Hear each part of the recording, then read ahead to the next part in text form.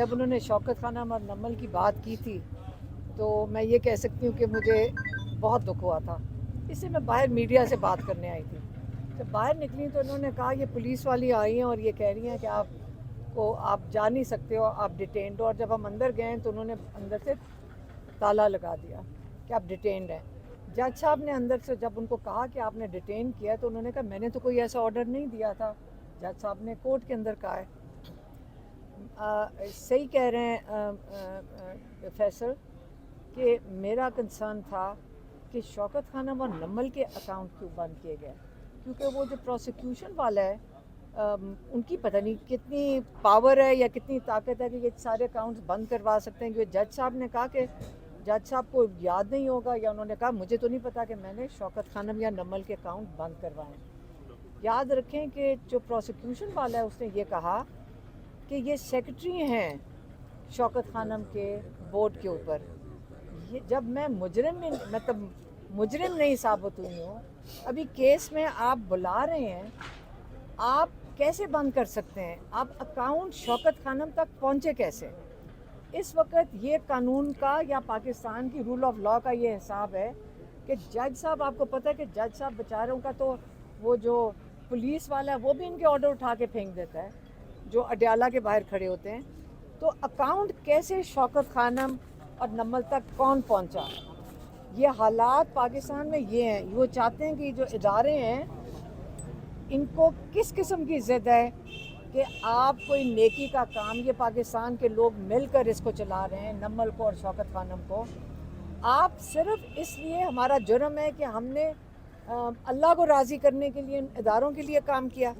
لیکن پہلے بتائیں کہ اگر جج صاحب بھی کلیئر نہیں ہے کہ انہوں نے آرڈر دیے ہیں اس قسم کے, جب ان کو اگر آرڈر دیے ہوتے شوکت خانم نمل کے تو جج صاحب کو یہاں پہ بھی یاد ہوتا. انہوں نے کہا مجھے نہیں پتا کہ میں نے ایسے آرڈر دیے ہیں.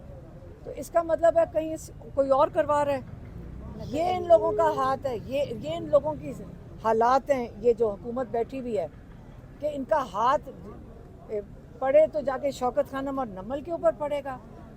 یہ میں آپ کو بتا دوں, جج صاحب نے آج آرڈر دے دیا ہے کہ اکاؤنٹ کھل جائیں گے. آج انہوں نے کہہ دیا کہ ان کا خیال ہے انہوں نے جب آرڈر ہی نہیں کیا تو اس کا مطلب ہے حکومت اپنی جج صاحب کے آرڈر کے بغیر جج صاحب کا اسٹیٹ بینک کے پاس پہنچ جاتی ہے اور ان اداروں کے اکاؤنٹ بھی بند کر سکتی ہے. آپ کو کسی کو سمجھ آ رہی ہے کہ اس وقت پاکستان میں حالات کدھر جا رہے ہیں؟ یہاں پہ جج صاحب بیچارے نہیں یہ کام کریں گے, بلکہ وہ کہہ رہے تھے کسی کی ٹریٹمنٹ بھی ہو رہی ہے جج صاحب کے کسی ریلیٹیو کی, عزیز کی. یہ جج صاحب بیچارے نہیں کر رہے. تو پاکستان میں رول آف لاء کا یہ اس کے جو نتائج ہیں نا جو آپ نے ختم کر دیا ہے اس کے یہ نتائج آ رہے ہیں.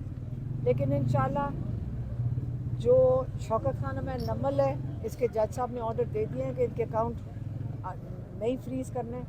اسٹیٹ بینک کہ جو بھی وہ جو لوگ ہیں جنہوں نے یہ جلدی بند کروا دیے اور مل بھی گئے, بند بھی کروا دیے, اور جو کلیم کر رہے تھے حلیمہ خان کے 35 اکاؤنٹ بند کروائیں گے ٹی وی پہ بیٹھ کے, میرا ذاتی ایک اکاؤنٹ ہے, ایک اکاؤنٹ ہے, بند کیا ٹھیک ہے, ایک آئی ڈی کارڈ ہے, ایک اکاؤنٹ ہے.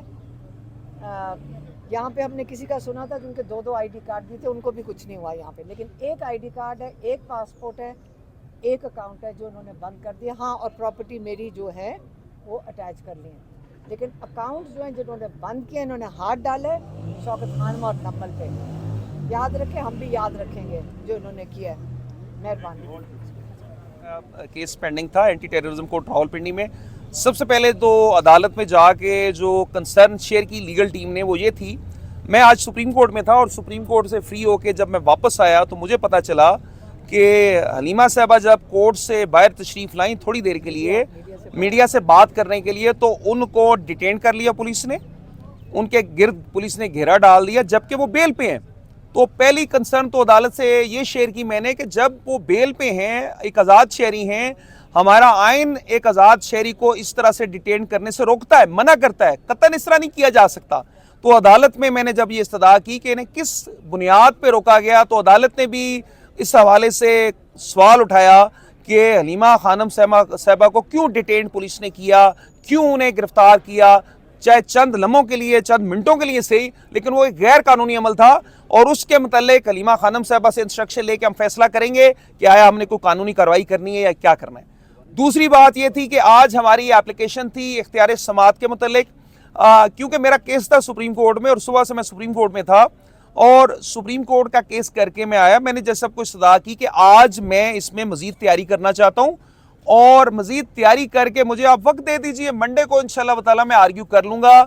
अदालत में इस बात पे बहुत ज़्यादा रेजिस्टेंस की इस तगासा ने, प्रोसिक्यूशन ने 1-2 दिन की डेट्स पे जिस तरह एतराज़ किए उस पे तो मेरा यही कहना था कि 9 मई के और दीगर जो केसेस हैं जिनमें प्रोसिक्यूशन डेट्स लेती है, या इमरान खान साहब की वो जमानतें जो 7-8 जमानतें हैं जो कि काफ़ी महीनों से पेंडिंग है, उसमें रिकॉर्ड के बहाने पे इस्तगासा जब टाइम लेती है तो उस टाइम तो इनको कोई एतराज़ नहीं होता। महीनों से जमानतें पेंडिंग पड़ी हैं, कोई एतराज़ नहीं।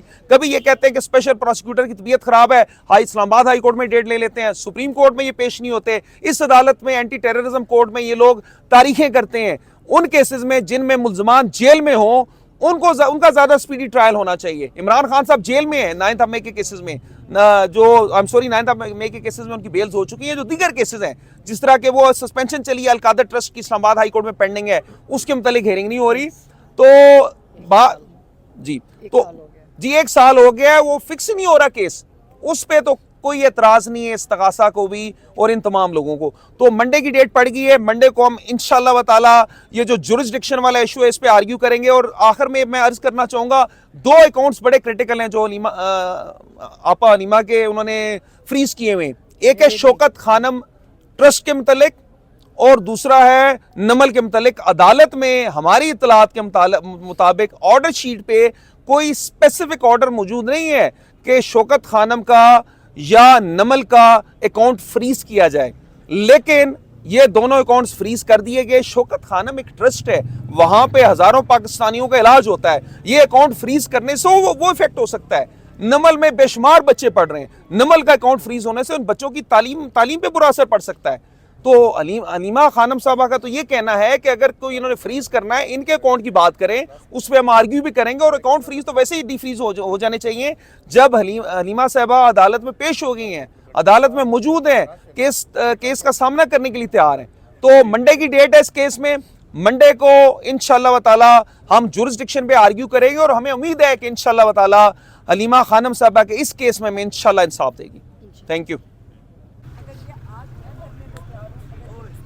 अगले मंडे तक ये मंडे डेट क्या आ रही है? Monday date